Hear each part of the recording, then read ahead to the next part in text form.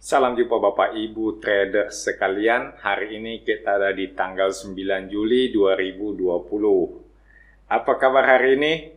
Kayaknya nggak terlalu bagus lagi ya. IHSG sempat hijau. Kalau kita lihat chartnya ya, kita lihat chartnya lebih bagus. Nah, di sini kita sempat melihat IHSG hijau, ada upper shadow. Jadi dengan melihat chart kita nggak usah lihat transaksi hari ini ya, kita nggak usah melihat running price. Kita juga udah tahu. Ternyata tadi IHSG sempat hijau, ada upper shadow yang cukup panjang. Kemudian IHSG sempat turun lebih dalam sebelum akhirnya ditutup menguat. Ini dibuktikan dengan adanya lower shadow. Kalau teman-teman bisa melihat lebih dekat lagi, coba perhatikan chartnya. Kita lihat IHSG ada lower shadow ya, meskipun pendek tetap aja namanya lower shadow. Dan ini mengatakan bahwa tadi IHSG sempat turun, akhirnya ditutup menguat lebih tinggi daripada harga terendahnya. Demikian kita membaca candlestick chart. Dengan melihat candlestick chart kita tahu bahwa IHSG tadi pagi dibuka di angka yang sama persis dengan penutupan kemarin. Kita lihat ini candle hijau kemarin closing di angka 5706. Candle hari ini open di 5076. Jadi kita bisa katakan oke, dibukanya sama dengan penutupan kemarin, tidak ada gap yang terjadi, kemudian IHSG bergerak turun. Begitu ya caranya ya. Dengan demikian, apakah kita udah mulai panik? Ya panik sih, enggak juga ya, enggak bisa terlalu panik juga. Ini hal yang biasa, bukankah kita udah analisa setiap hari bahwa IHSG udah kena resisten di 61,8, ya ini Fibonacci saya 61,8, teman-teman selalu bisa lihat. Belum ada perubahan tentang Fibonacci ini 61,8. Entah kenapa dia punya angka hilang. Di sini 61,8 di sekitar 5030. Kemudian 38,2-nya ada di sekitar 4605. Saking seringnya saya lihat IHSG, saya sampai hafal 38,2 dan 61,8 itu ada di angka berapa. Nggak perlu lihat angkanya lagi yang ada di sini biasanya ya. Udah terlalu sering kita bahas, jadi udah langsung lengket di kepala. Analisa saya selalu mengatakan bahwa IHSG masih bergerak dalam range sideways di antara 61,8 dan 38,2. Tapi IHSG-nya udah ada di atas 61,8, Pak. Gimana dong itu? Artinya analisanya salah? Ya enggak juga, enggak bisa seperti itu. Kita belum bisa mengatakan IHSG udah lepas dari saya punya range atas. Ini belum, meskipun secara aktual IHSG memang udah ada di atas resisten yang saya garis ini di 5030 ya. Tapi teman-teman bisa selalu periksa analisa teknikal itu nggak pernah merupakan suatu garis eksak, suatu garis tipis. Misalnya kita sebut 5030. Kemudian benar-benar di 5030, enggak. Support dan resisten itu selalu berupa range. Makanya saya menggambarnya dalam bentuk kotak. Sehingga ya kira-kira ini adalah area resisten. Dia naik lewat-lewat sedikit dari atas area resisten, oke. Dia turun dikit, nggak sampai masuk ke area resisten, kita juga bisa bilang, oh itu udah terlalu dekat dengan resisten. Bisa kita katakan, udah kena resisten. Kenapa? Karena menggambar kotaknya ini juga itu hanya pakai feelingmologi ya, hanya dikira-kira aja, kira-kira range-nya itu di mana. Di sini saya menggunakan itu kira-kira di sini ada di antara gap, kemudian di sini kita lihat ada pembalikan arah, ya udahlah kira-kira di sini dia resisten untuk IHSG. Dengan posisi seperti ini, saya tetap optimistis IHSG akan mencapai Fibonacci 78,6 di atas ini di sekitar 5.300-an. Oke. Ini masih menjadi target saya. Bahkan kalau kita lihat resisten yang warna hijau ini, ya, teman-teman bisa lihat kan yang hijau muda ini. Nah, kemungkinan besar ini akan tercapai oleh pergerakan IHSG. Kapan akan tercapai? Entahlah. Tapi yang jelas dalam pergerakan sideways ini sedang berjalan menuju ke area resisten kotak hijau. Bagaimana posisi sehingga kita bisa mengatakan analisanya gagal? Oke, analisa ini akan saya katakan gagal apabila IHSG turun di bawah 38,2. Misalnya IHSG turun terus ya. Di sini teman-teman lihat ini 38,2. 4.605 ya. Di sini kemudian teman-teman lihat ada di sini, di bawah sini ada sekitar 4.488. Ini adalah support. Ini adalah support yang kita lihat secara horizontal ya. Historikalnya IHSG ada di sini. Apabila IHSG kemudian turun melewati kita punya level 38,2, itu mulai tanda tanya apakah kita udah saatnya untuk mengubah atau memodifikasi analisa, atau kita harus menunggu setelah IHSG menembus support di sekitar 4.470-an baru kita melakukan modifikasi analisa. Begitu ya. Jadi santai-santai aja gitu, karena kita memang bergerak dalam range tertentu, bukan dalam satu garis yang persis. Kawan-kawan yang baru ketemu channel Stock Technician, yang kebetulan nyasar, kemudian tanpa sengaja klik channel Stock Technician, ya selamat datang, selamat bergabung ya. Channel ini adalah channel yang senantiasa melakukan analisa pergerakan harga saham di Bursa Efek Indonesia secara teknikal. Penekanannya itu ada di teknikal ya, teman-teman. Jangan terlalu berharap bahwa saya akan membahas secara fundamental, karena masih sering saya lihat ada yang nanya dengan alasan, Pak ini fundamentalnya bagus, yang ini ada pembagian dividen, yang ini tiba-tiba utangnya membengkak.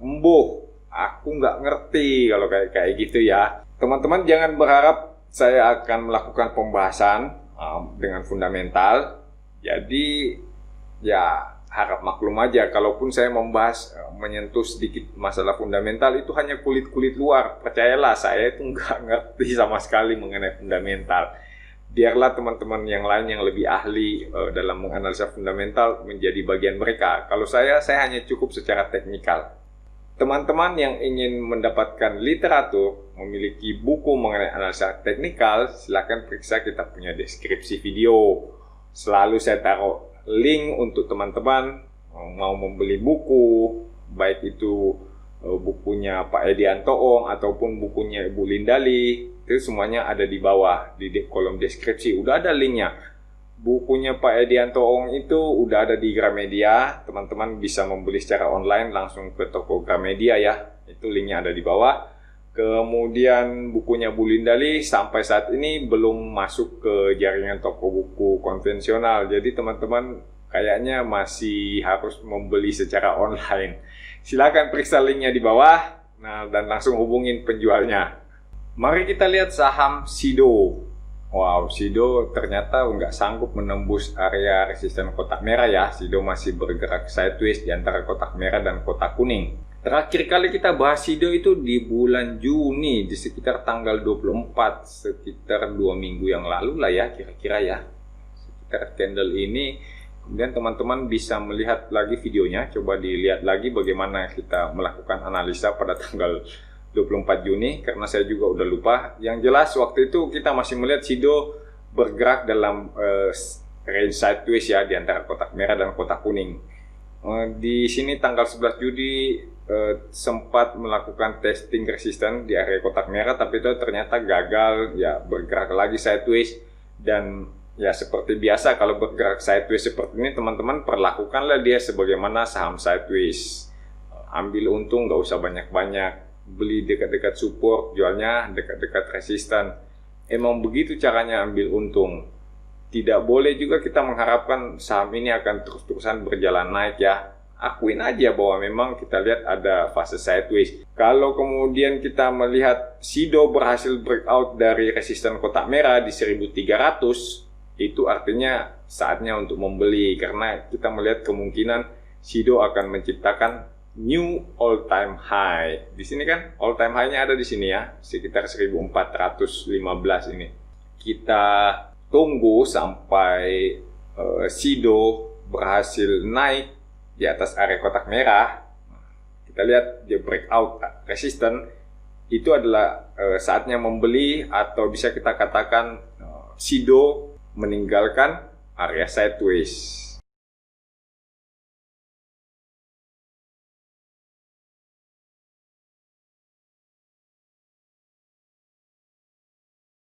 Mari kita lihat saham MAPI.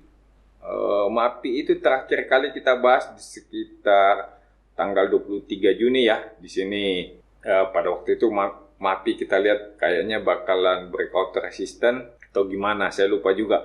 Yang jelas teman-teman udah bisa melihat kalau saat itu MAPI bergerak dengan volume transaksi kecil-kecil. Ya, ini di sini, lihat di sini, ini sideways. Kemudian kita lihat volume transaksinya kecil-kecil. Kemudian dia mulai bergerak turun dengan volume yang mulai membesar. Teman-teman bisa melihat di sini ada satu volume warna hijau yang cukup besar. Kelihatan ya, ini candle hijau, volumenya juga warnanya hijau. Nah, di sini teman-teman bisa melihat, oh ternyata waktu dia mau bergerak naik, nah warnanya itu hijau. Tetapi tunggu dulu, jangan terburu-buru untuk mengambil kesimpulan. Iya kan? Jangan buru-buru mengambil kesimpulan. Sebaiknya teman-teman lihat dulu, ini ada di area support atau enggak, gitu kan? Apabila ini area support, kemungkinan MAPI akan mantul. Kemungkinan dia akan mantul. Candle merah hari ini, volumenya enggak terlalu besar ya. Ya, volumenya lumayan, cuman enggak segede yang waktu warna hijau. Kemungkinan besar kita akan melihat MAPI mantul dalam beberapa hari berikutnya. Yang perlu teman-teman waspadai di sini kita melihat adanya pattern yang kita sebut sebagai bearish engulfing. Ada bearish engulfingnya di sini. Kemudian ini terjadi dekat support gitu. Kemungkinan besar ini tidak akan terkonfirmasi gitu. Kalau memang ini support, jadi teman-teman lihat di sini ada pembalikan arah, di sini ada pembalikan arah. Di sini juga adalah kelihatannya pembalikan arah karena dia dekat support dan ada bearish engulfing. Nah, kemungkinan bearish engulfingnya ini tidak akan terkonfirmasi. Kalau beneran support, jadi kalau besok ternyata terkonfirmasi, artinya muncul candle merah atau candle yang low-nya lebih rendah dari candle hari ini, itu artinya kita akan melihat bearish engulfingnya terkonfirmasi. Kita akan mendapatkan MAPI di harga yang lebih rendah, di sekitar 640-an, di support kotak hijau. Seperti itu.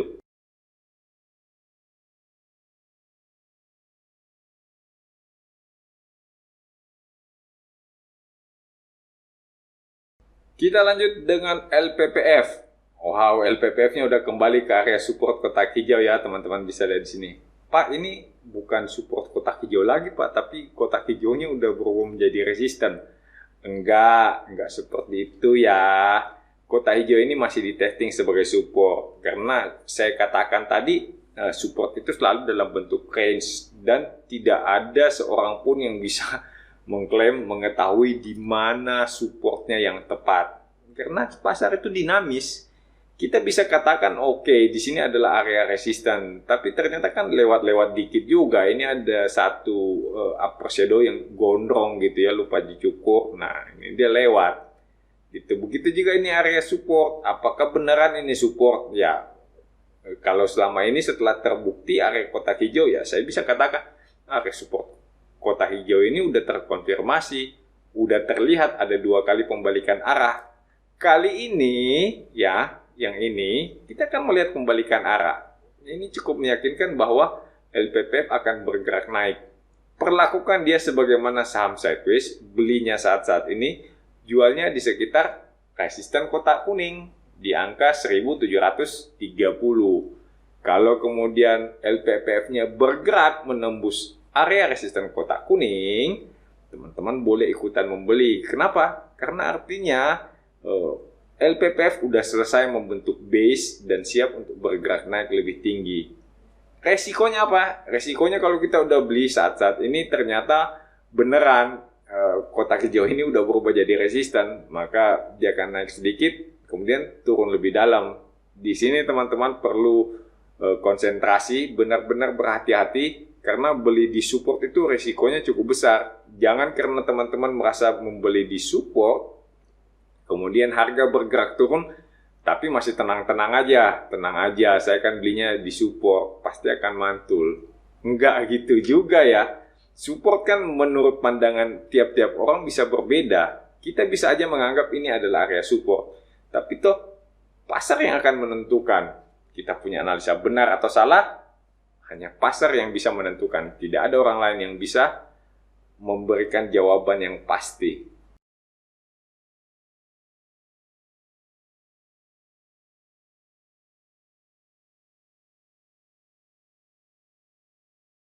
Kita akan lihat saham PH. Waduh, PH kayaknya lagi uptrend ya.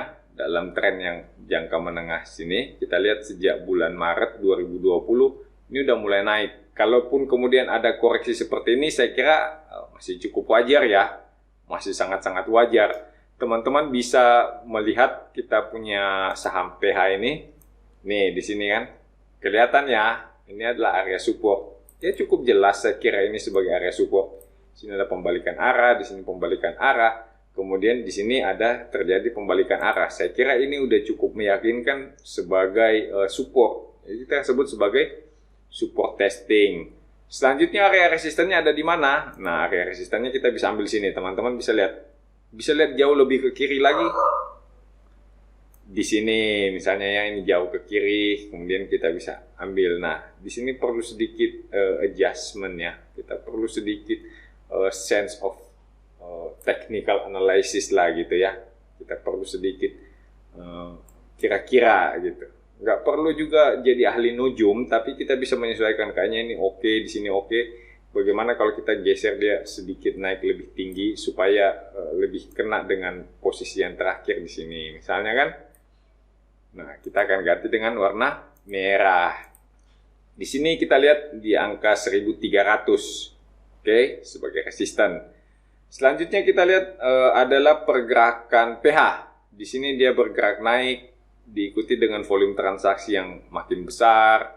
Kemudian di sini dia mulai mengecil. Ini mengecil ya, satu candle dengan volume transaksi yang besar seperti ini belum menggambarkan secara keseluruhan. Bisa saja ini di sini ada banyak orang bertransaksi untuk melakukan pembelian pada saat kita melihat PH bergerak dari support mulai bergerak naik. Ya, tiba-tiba banyak orang yang ingin membeli. Jadi kita mesti melihatnya secara serial, melihatnya secara beberapa waktu. Jangan hanya melihat candle per candle, nanti analisanya menjadi agak ngaco. Nah, sekarang kita lihat, apakah PH masih berpeluang untuk bergerak naik? Sebenarnya kalau dengan melihat posisi seperti ini, saya akan mengatakan PH bergerak sideways nih. Kalau kayak gini nih ya, ini masih bergerak sideways, sebaiknya kita jangan dulu membeli.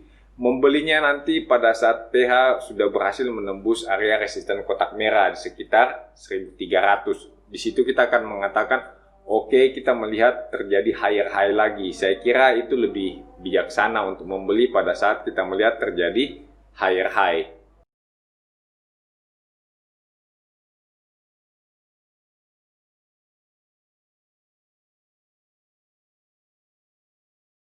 Mari kita lihat saham Demas. Oke, Demas udah kembali lagi testing resisten di area kotak merah. Teman-teman bisa melihat ya, kita punya area kotak merah di sekitar angka 192. Ini udah ada upper shadow lagi, mulai mendekati area resisten. Dengan melihat seperti ini, kita akan lebih meyakini bahwa PH sedang sideways. Dengan melihat oke, dia ada kena resisten, turun ke support, naik lagi resisten, turun lagi ke support, naik lagi ke... Ya ini lebih meyakinkan bahwa Demas sedang sideways. Di sini kita harus lebih bijaksana. Selanjutnya kita akan melihat kalau Demas kembali turun ke area kotak kuning, nah, kita melakukan pembelian. Berikutnya nunggu lagi, jualan lagi pada saat Demas mencapai area resisten di kotak merah di angka 193. Kalau ternyata kita nunggu mau beli di area kotak kuning terus Demasnya nggak turun Pak, dia malah bergerak naik tembus area kotak merah, ya itu artinya sinyal buy. Kita akan melihat Demas dalam bentuk chartnya itu berarti sudah meninggalkan area sideways, bersiap untuk melanjutkan naik menuju ke harga yang lebih tinggi.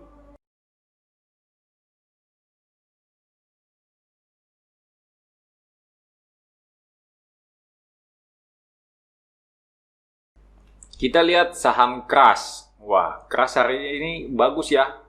Candlenya kita sebut sebagai white morobozu. Kalau di saya namanya green morobozu gitu ya.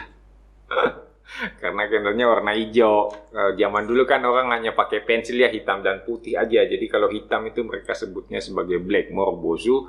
Kalau putih mereka sebut sebagai white morobozu. Sekarang kan ada macam-macam. Ada orang yang untuk candle naik warnanya biru, kemudian candle turun warnanya merah. Kalau saya candle naik warnanya hijau, kalau candle turun warnanya merah. Seperti itu. Kalau orang yang bergerak di bursa Cina, itu kalau merah naik. Nah, kemudian warna selain merah adalah turun. Jadi kalau teman-teman ya satu saat nanti kebetulan bergerak di bursa Cina, ya di bursa saham atau di pasar apapun yang berhubungan dengan Cina, kalau candlenya lihat warna merah berturut-turut, jangan bilang itu candle jual. Itu artinya candle untuk membeli, karena warna merah di sana selalu menjadi hal yang baik. Jadi kalau mereka melihat warnanya merah, wah mereka akan sangat senang, karena itu artinya saatnya untuk membeli, harga akan terus menguat. Begitu ya ceritanya ya. Jadi nggak boleh juga kita melihat hanya warna. Kalau teman-teman mau lebih safe, lebih aman, teman-teman pakai yang lebih apa ya, lebih umum lah digunakan. Misalnya gunakan bar chart. Kalau bar chart gitu kan kelihatan pembukaannya selalu ada di sebelah kiri, penutupannya ada di sebelah kanan. Warna candlenya pun atau warna barnya pun bisa diatur. Biasanya sih saya warna putih semuanya. Saya punya bar itu selalu warna putih, jadi nggak kelihatan warna, sehingga saya hanya melihat arah. Kalau dia arahnya naik, ya sudah, ikuti aja, nggak peduli warna candle. Oke, kita lihat keras. Sekarang kerasnya lagi bagus, kayaknya lagi ada berita yang bagus. Saya selintas baca itu dapat dana talangan sekian T ya, atau sekian M. Saya nggak terlalu jelas, cuman saya lihat beritanya seperti itu. Jangan tanya saya gosipnya lebih lanjut, karena saya nggak terlalu peduli.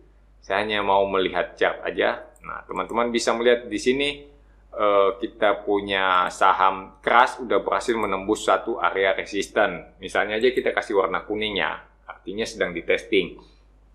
Kemudian supportnya kita taruh di bawah.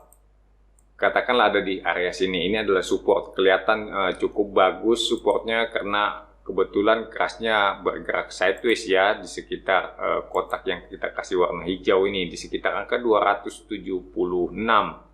Kemudian yang baru ditembus ini ada di angka 316.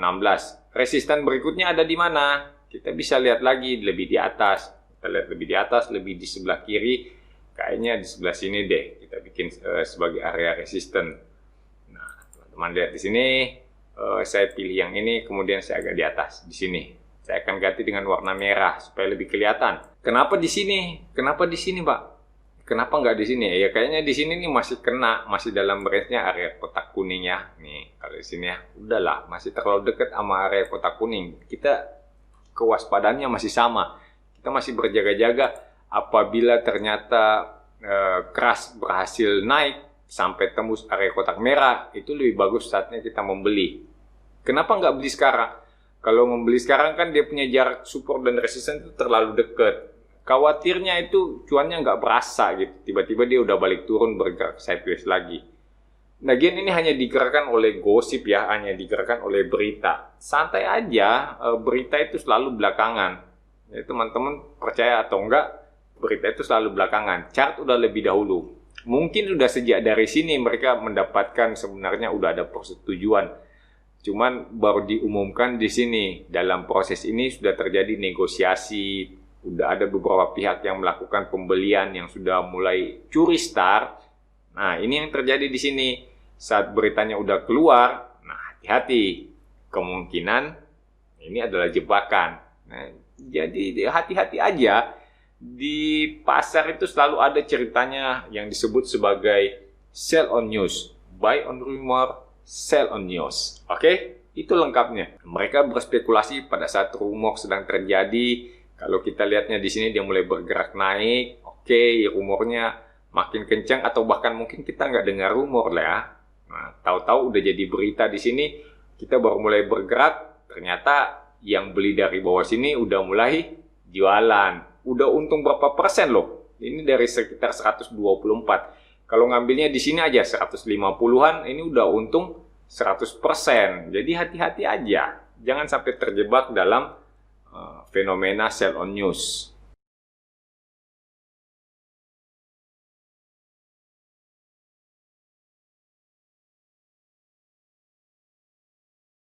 Sekarang kita mau lihat saham beef. Nah, beef ini udah kelamaan ya. Udah terlalu lama ini kita punya support dan resisten, udah terlalu jauh. Iyalah, udah terlalu jauh ini. Kita bersihkan dulu. Oke, kita lihat. Di sini paling pertama kita buat suatu trend line. Nah, ini trend line-nya seperti ini. Naiknya di sini. Di sini ya.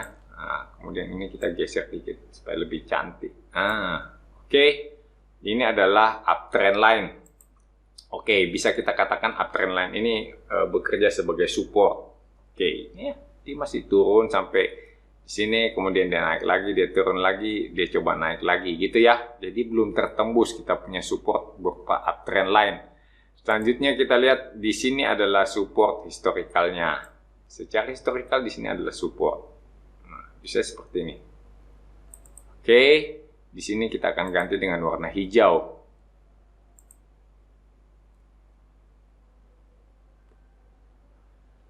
Selanjutnya untuk berjaga-jaga kita taruh di sini satu lagi resisten ya. Ini kelihatan ya sebagai resisten. Teman-teman boleh lihat di sini kita ganti dengan warna kuning. Ini adalah perkiraan range sideways yang akan terjadi pada saham beef. Jadi tenang-tenang aja. Selama dia belum tembus area kotak kuning di angka 240, ya kita santai-santai aja dulu. Nggak usah langsung terburu-buru. Bisa jadi kan? Bisa jadi ini adalah uptrend, tapi kita belum mendapatkan konfirmasi yang cukup bagus. Ya, benar ada uptrend. Di sini ada high, di sini higher high, kemudian di sini ada low, ini low, di sini juga low, dan kelihatannya low-nya makin tinggi. Ya, kelihatannya mungkin saja ini adalah suatu permulaan uptrend. Tapi ya, sebaiknya kita tetap waspada, berhati-hati aja. Jauh lebih baik kita waspada daripada nanti terjebak. Nah, resisten berikutnya ada di sini. Nah, ini akan saya ganti dengan warna merah sehingga lebih jelas. Teman-teman bisa melihat resisten berikutnya ada di angka 294. Kelihatan ya, 294. Nah, kita membeli pada saat beef sudah naik di atas angka 240. Artinya kita masih ada sekitar 50 poin. Itu sekitar 20%. Saya kira masih cukup bagus ya untuk keuntungan 20% di saham beef seperti ini. Nah, tapi itu kita mesti waspada belinya pada saat beef udah naik di atas area kotak kuning. Sebelum itu terjadi kan dia masih bergerak sideways. Perlakukan dia sebagaimana saham sideways. Beli di support, jualnya di resisten. Begitu aja terus. Sampai berapa kali pun kita dapat cuan, ya berlakukan dia sebagai saham sideways. Saya kira cukup sampai di sini untuk analisa kita pada hari ini. Semoga bisa membantu teman-teman dalam menyusun trading plan. Dan yang paling penting, bisa mengeksekusinya dengan baik. Jangan lupa, video yang di Stock Technician ini tidak pernah dimaksudkan sebagai stock pick ya.